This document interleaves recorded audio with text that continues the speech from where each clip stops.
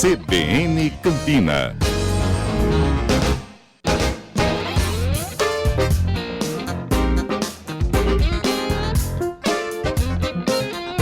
Agora 10h13. Direto ao direito.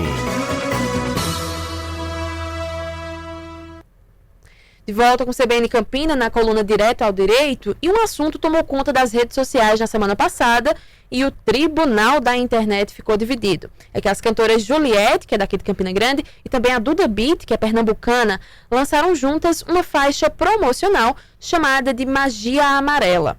Fato é que, após esse lançamento da canção, os internautas começaram a notar semelhanças na capa da faixa e também na música com uma outra obra que é do cantor Emicida. Depois disso, uma verdadeira confusão foi gerada, como todos os assuntos na internet, né? Parte dessas pessoas acusou as cantoras de plágio e a gente vai descobrir agora tudo que envolve essa questão com o professor da área da propriedade intelectual, João Ademar. Bom dia, professor. Seja bem-vindo ao CBN Campina. Bom dia, Anne. Bom dia a todos. De fato, Anne, foi uma semana bem tumultuada, né, na internet.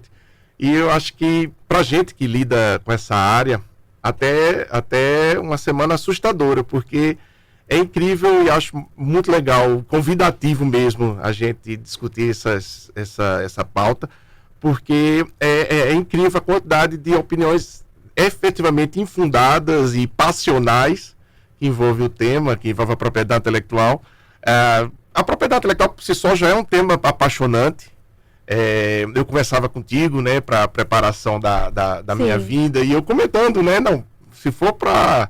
Eu arrumo um horário, porque eu sou realmente apaixonado pela área, e eu acho que é justamente essa paixão por estar envolto com as questões culturais, né, quem lida com propriedade intelectual vai estar lidando justamente com cultura, com arte, com música, com poesia, com literatura, e esse espaço, ele é cada vez mais, né, pelas redes sociais, cercado de fãs muito aguerridos, né?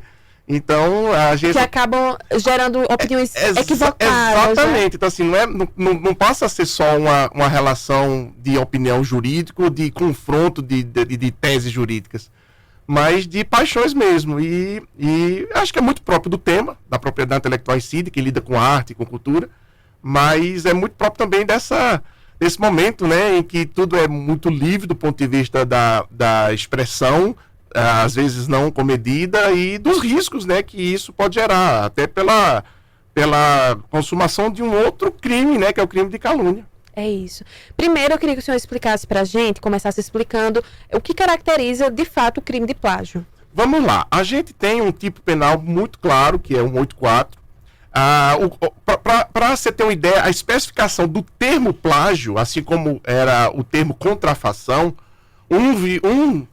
com base na violação dos direitos morais, né, da paternidade da obra, e outro com relação às questões monetárias da obra.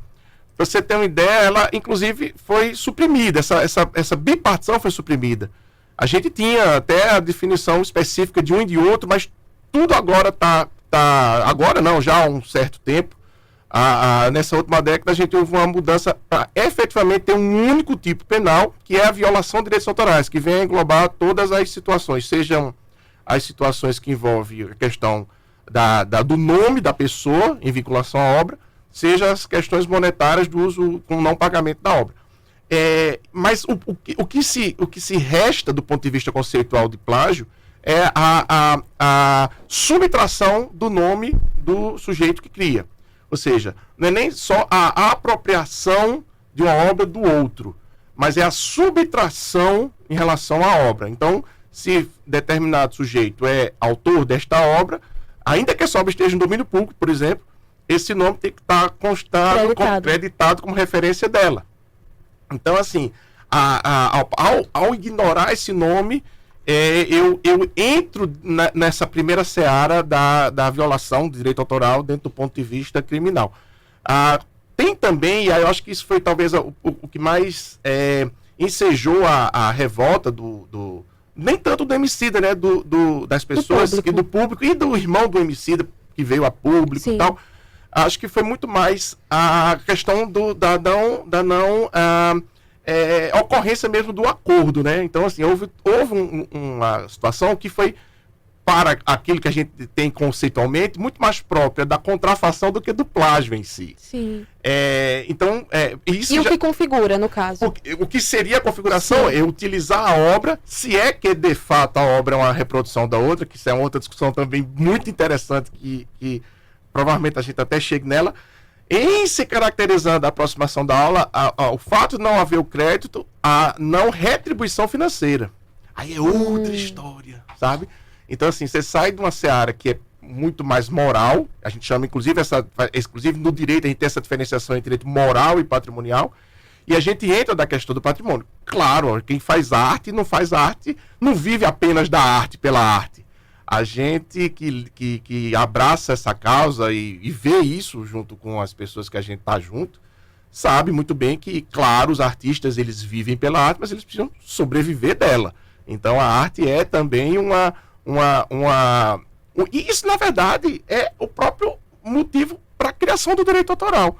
Quando alguém cria o direito autoral do ponto de vista imagético, ele pensa assim, eu tenho que dar ao sujeito que é autor a possibilidade dele ter uma grana em relação a isso que ele faz, Ser remunerado e ele poder dedicar a sua vida a essa arte. Então, assim, no final das contas, o direito autoral ele tem como nascedor, claro, toda uma base industrial vinculada, né? Então, quer dizer, existe a indústria cultural por trás, mas também existe uma forma também de eu não precisar que o sujeito, em tese, possa não ter a sua dedicação específica àquilo que ele cria. Então, obviamente, isso é fundamental e não há nada do que se cogitar ao contrário. Mas eu não acho que foi necessariamente esse caso. Só que o termo plágio, né, ele é muito palatável do ponto de vista da discussão. Então, assim, é muito dado a paixão, né, e ao tribunal da internet usar esse termo de uma forma muito forte, porque isso, claro, vai repercutir, enfim. Só que plágio é crime, né?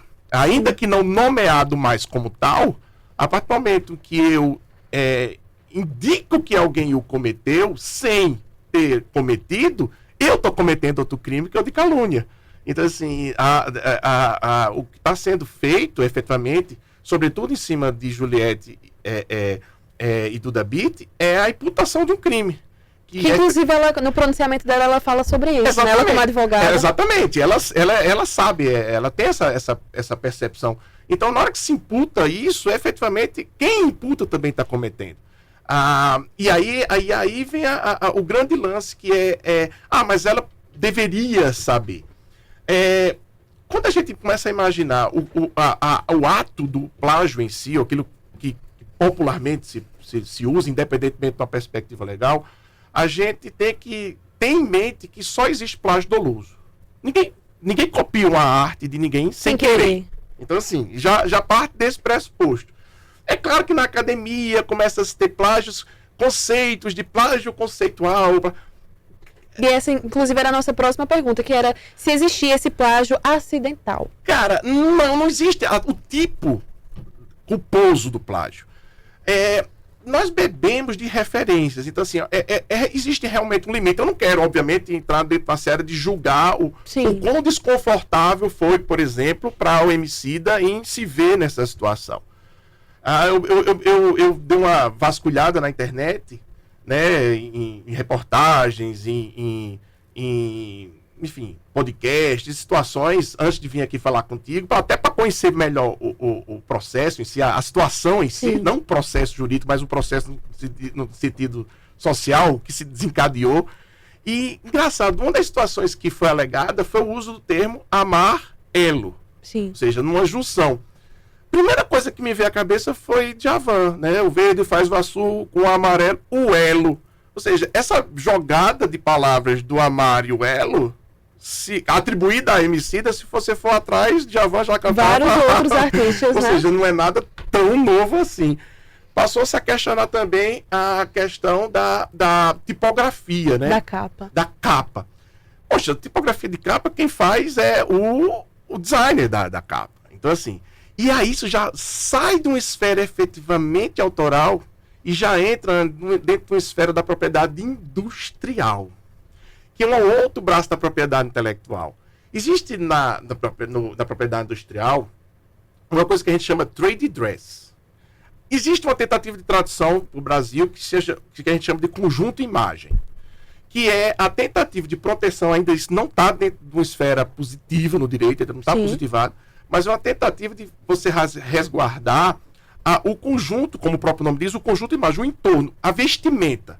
Por isso que a brincadeira é o trade dress. A gente tem o trademark como marca e o dress enquanto vestida, o vestido que veste a marca, digamos assim. Uma tradução meio que grosseira. Então, e a gente usa muito do trade dress, eu já fiz situações, já participei de situações em que eu precisei levantar teses de trade dress, por exemplo, em embalagens. Então eu pego uma embalagem de um produto que é muito parecida com outra embalagem, do ponto de vista tipográfico, do ponto de vista da paleta de cores, e eu posso fazer, por exemplo, fazer o consumidor, ele comprar um pensando que é outro.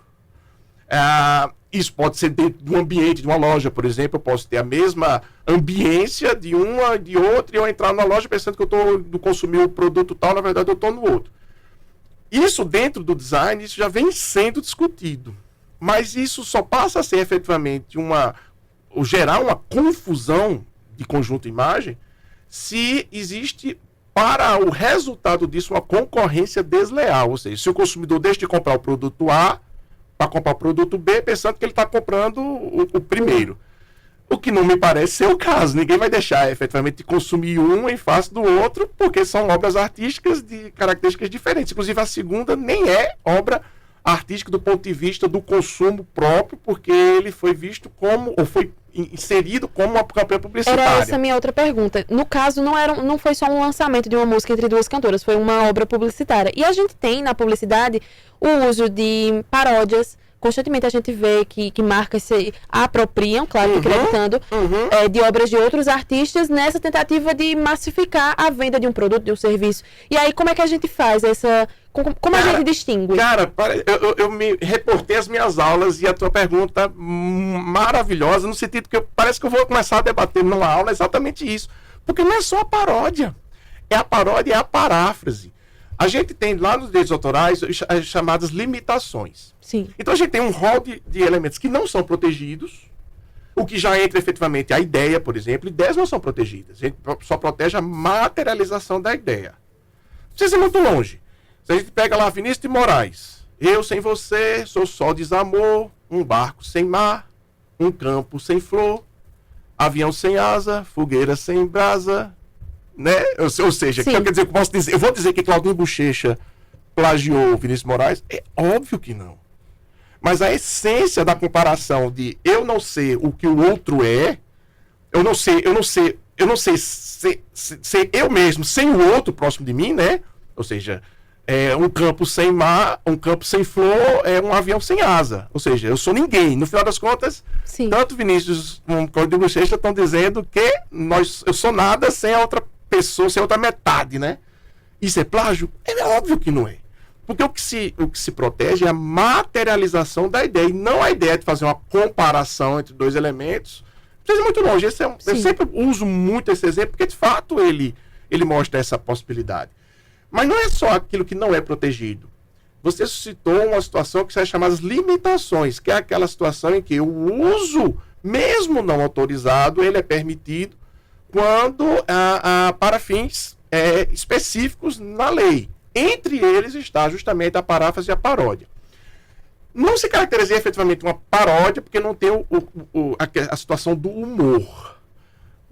Talvez, aí eu não sei se seria uma última hipótese de tese em uma eventual defesa da Bauducco, mas pode sim suscitar a paráfrase.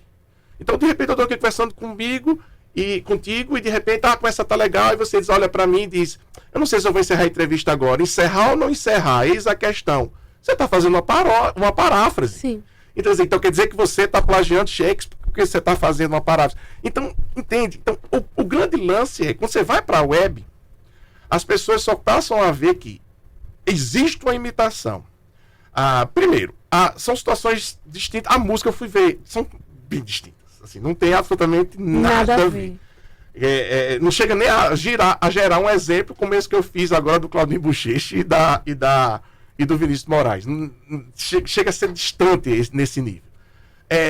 O que já, de certa forma, afastaria tanto a Duda Beat como a Juliette. Afinal de contas, elas são intérpretes. Então, isso por si só já gera um afastamento. Fora isso, em não sendo isso, entra dentro da seara visual.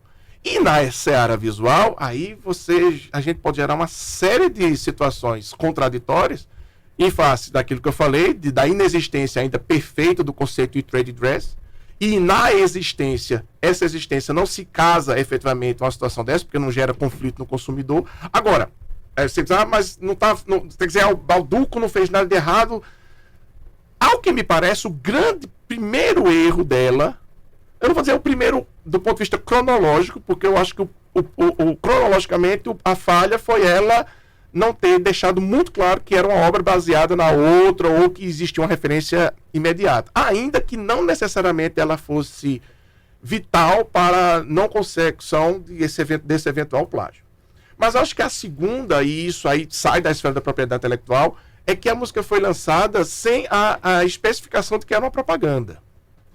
Então, assim, de qualquer forma... Que, inclusive, pode até ter sido uma estratégia da própria marca, né? Vamos tentar vender uma música que, na verdade, é uma propaganda. Isso é crime? Isso viola o direito do consumidor.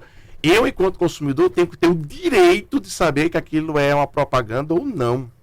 Então, assim, se elas tivessem lançado uma música... Então, quantas vezes a gente vê músicas de super sucesso que depois viram trilhas de uma propaganda?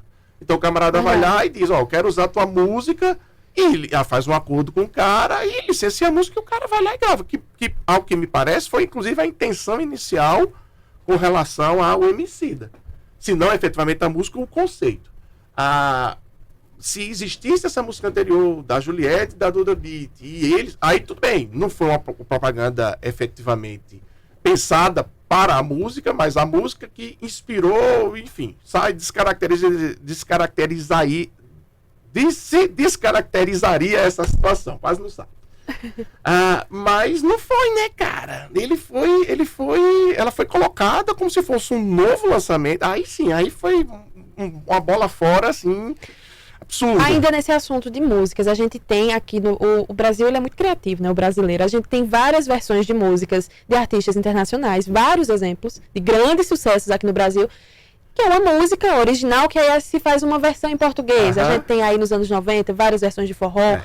Enfim, até que ponto o artista, eu digo o brasileiro que faz a nova composição em cima da outra, tem esse direito de fazer? Eu posso pegar uma música de um artista que já existe, colocar a minha paródia, a minha nova canção, creditando ele, tudo bem? Ou ele precisa de uma autorização prévia? Depende da situação concreta. Se for para execução pública... Então, o cara vai fazer um show, ele pode fazer, porque de qualquer forma o artista já tem a remuneração em face da execução pública que no Brasil efetivamente vem a partir do ECAD. Mas no caso de fixação da música, ou seja, de gravação, aí há de se ter efetivamente a autorização de quem direito. Isso me lembra muito, eu sei que é engraçado, assim, mas pelo menos sai um pouco do contexto, quando o Falcão fez uma paródia do Pink Floyd. Sim. E aí, Falcão, com aquele jeito super descontraído dele, ele quis gravar a música e, obviamente, não teve autorização. Aí, Falcão disse, aquela voz dele, Roger Waters não me liberou para gravar a música dele, pois também quando Pink Floyd quiser gravar a música minha, eu também não vou deixar. Professor, eu vou só interromper o senhor bem rapidinho, porque a gente tem um repórter CBN nas notícias nacionais. Na volta, a gente continua a conversa, tá bom? Agora, 10h31, repórter CBN. CBN Campina. Apresentação: Anny Suênia. Agora 10h36, show de volta com o CBN Campina. A gente continua a nossa conversa sobre direitos autorais, uma conversa que está rendendo bastante. E o professor João Ademar estava explicando para a gente essa questão do artista que refaz uma música. Tem a música lá original, a gente tem vários exemplos. Recentemente, inclusive, a gente teve exemplos de Baby Recha, que é uma cantora, acredito que da Inglaterra. Também tem de Nelly Furtado. Enfim, vários sucessos no Brasil que foram feitos em cima de outros sucessos de pessoas de outros países. Aí eu estava querendo entender justamente como é que isso acontece. O artista original, ele recebe por essa canção? Ele pode proibir? Ele pode proibir, sempre as duas, né? É como eu estava falando, assim, o caso lá, o caso pitoresco do Falcão.